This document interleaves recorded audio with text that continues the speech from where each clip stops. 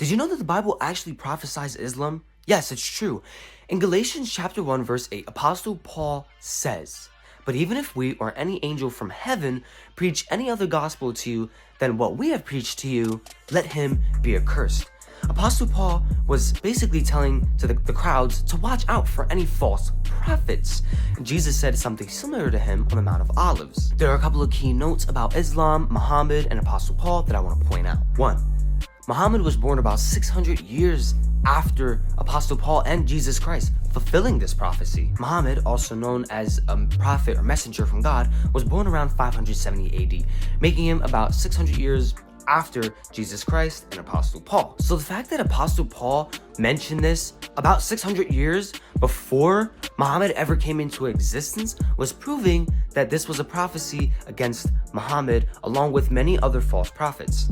2. Muhammad was not preaching the same God that Apostle Paul was teaching of. Muhammad preached that there was only one true God unique in only one form. And we know this isn't the case, as Apostle Paul states in the Gospel of Jesus. He preached the Holy Trinity, the Father, Son, and Holy Spirit. One thing I learned is that God is love. Allah is a singular being, meaning he only loves himself. Yes, he would love his children, but also loving himself, which is selfish love.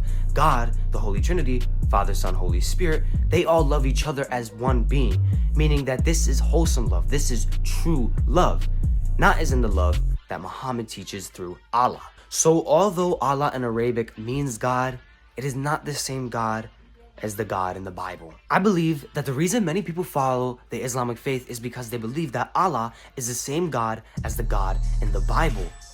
But this is simply not the case. Muhammad was not preaching the same God that Apostle Paul was preaching.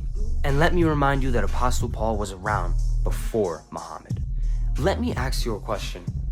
If Muhammad truly did receive a message from the one true God, then wouldn't he be preaching the same gospel that Apostle Paul preached 600 years before him?